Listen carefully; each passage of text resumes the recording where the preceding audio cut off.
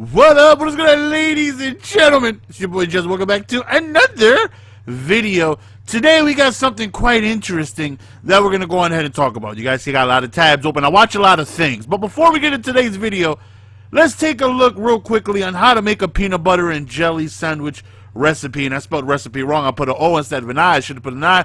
I got big Latino fingers and I hit the O instead of the I. It happens. So, this is how you make a perfect recipe for a peanut butter and jelly sandwich. Just in case some of you guys were interested. Spread butter on one side of each slice of bread. You spread peanut butter on unbuttered side on one slice of bread and jelly on the other. Place one slice buttered side down on the griddle.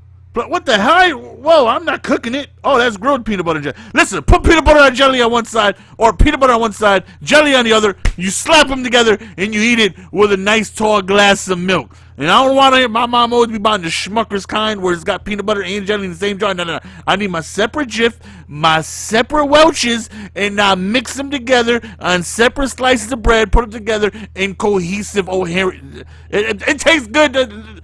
Peanut butter on one side, jelly on the other, and we're good to go. Okay, so now that we know how to make a peanut butter and jelly, you see I got DoorDash being delivered. We got some Wendy's on the way, man. So I'm looking at Twitter, and Jay Thy himself puts out a pair of eye emojis quoting a tweet from an article saying that FIFA will disclose, they will now disclose their odds in Ultimate Team. And, you know, shout out to Jay Thy himself. And Jay Thy himself, for those of you who don't know, he's the first person who ever offered me a good-looking wager. I had no idea who he was a few years ago. I meet him in a stream, and he's like, oh, GS, let's have a wager. And I'm like, at this time, I'm like, okay, you know, sure, why not? What do you want to play for? He's like, I'll put up my 100K, and if you lose, you have to make a video talking about how gorgeous I am. And that's how I met Jay Thy himself. One of the most interesting characters we have. We must protect him and Dubby at all costs. Him and Dubby must be protected at all costs when it comes to the Madden community. But anyways, let's take a look at this. FIFA Ultimate Team will reveal odds on landing a top star. EA Sports finally answers fans' long-running demand. Now, I may mispronunciate some. There are a lot of big words in this article. I skimmed through. I didn't read it yet. We're going to read it together. I kind of skimmed through it really quickly. I seen a few words that had more than 5 letters, so I may say some things wrong. That's why you bastards need to stay in school, get your education, become smart. You don't want to be dumb like me. All right, so let's scroll down a little bit. For the first time in the mode's 10-year history, FIFA Ultimate Team will reveal the odds players have of finding items when they open a pack of virtual cards. Daryl Holtz, the Chief Operating Officer, or CEO, right? That is Chief COO, isn't CEO Chief?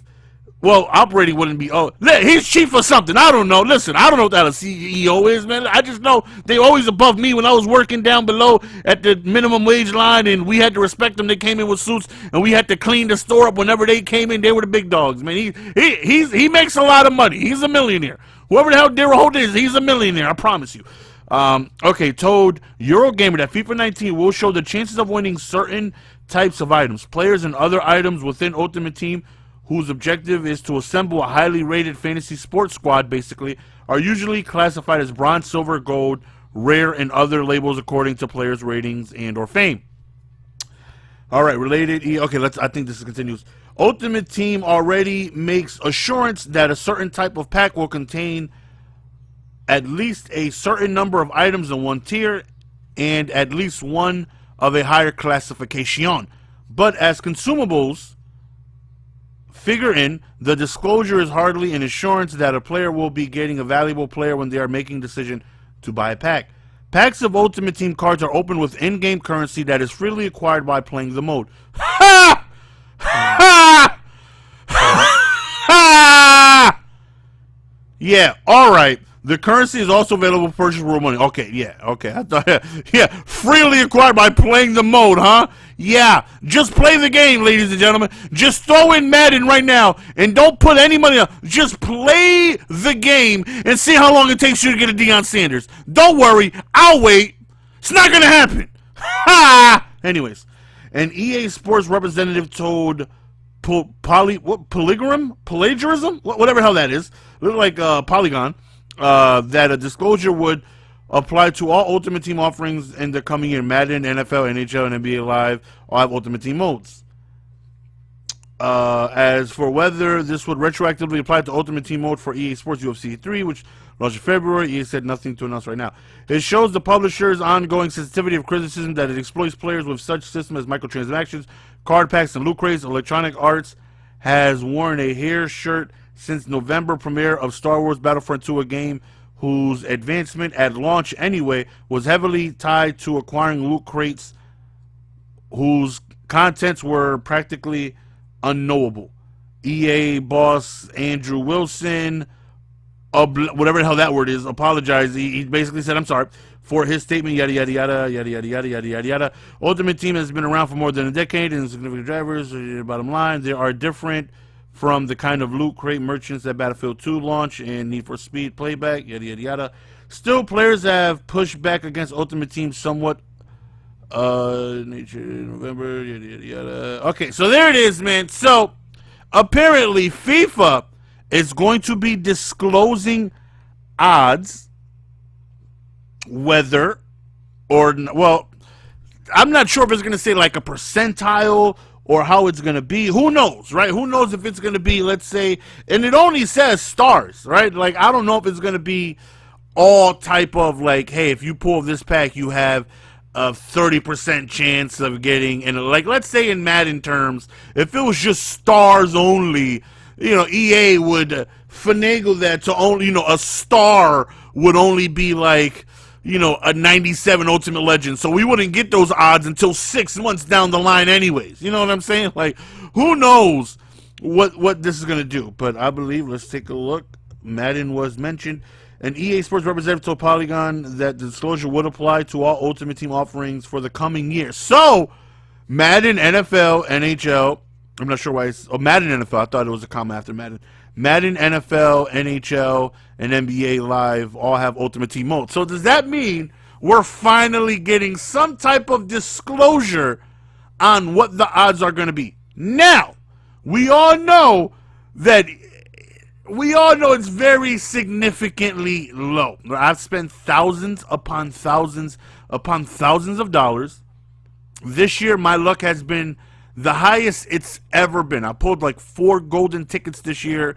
I've pulled so many limited cards. My luck this year was like disgustingly great. The highest it's ever been. It really got to a point where if I didn't pull a certain card, like a limited edition or something like that, I was depressed. Normally, it got to, I was expecting it. Now I was pretty much expecting to pull a card. That's how great my luck has been.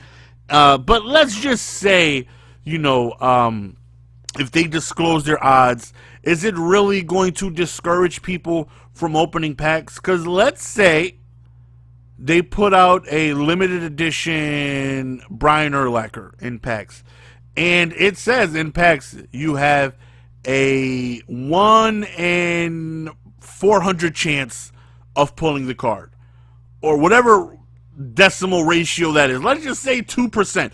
Let's just say it says 2 out of 100. You have 2 out of 100 chance of getting the card.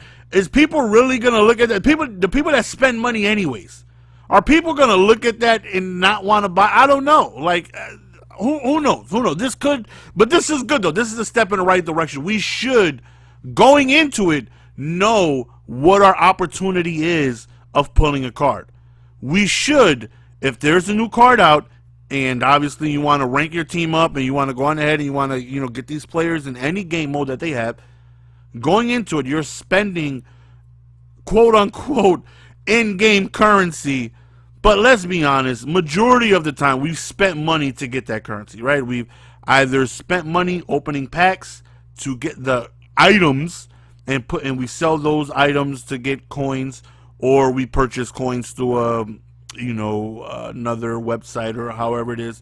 One way or another, you're not going to go on ahead and just play the game and not spend anything and think you're going to get a Ronaldo. Like, good luck with that. It's probably, you know, you're not just going to play the game and not spend anything. I'm sure it's possible. You know how long it's going to take you to probably get like a top tier Crosby or it'll take forever. It'll take forever because you get like 800 coins a game. It's disgusting. But anyways, is this a step in the right direction? Is this something you guys are happy with? Is this something that you guys think is going to change the dynamic of the mode of the game? Is this a win for us gamers if this comes across all platforms when it comes to Ultimate Team modes, when it comes with Electronic Arts? Apparently FIFA's doing it. Is Madden, NBA, NHL, they're all gonna, join them as well. And I'm curious to see what type of metric, what are they gonna say? What type of percentile are they gonna say? Because technically, I think they can just say rare. Because I think 2K had that at one point a few years ago. Like when you buy a pack, you have a rare chance at a throwback card or whatever it is. Let's say they put that. That's not really disclosing much because we already know. We already know that, if they came out with a golden ticket and they just dropped game changer packs and it said guaranteed gold or better player with a rare chance of getting a golden ticket, I mean, technically they're correct because it's a rare chance. It's not giving you the actual ratio of what it is to pull, right? Because they don't know. They don't know what the ratio is because they don't know how many people are going to pull. But I'm sure they know how many they're going to put out, right? I'm sure they know that, okay, we're dropping a brand new golden ticket Calvin Johnson free safety. They have to know how many of them they're putting out. They're not telling us, but let's say on day one of release they're putting out 30 of them. We don't know how many they're putting out, but they can choose however much they want. They can put out 1, they can put out 100, they can put out 1,000. We don't know, but if they put out 30 of them, then that changes everything because now we know how many of them there are, and you can just try and figure out. Okay, there's only 30 of them. Then they don't let us know things like that. That's why I think they got rid of the numbered golden tickets. They used to be numbered, 1 out of 50, 0 out of 50, out of 100, whatever. But anyways, nonetheless, let me know your thoughts and opinions. It's your boy Jess. We're going to go on ahead and signing out. Peace!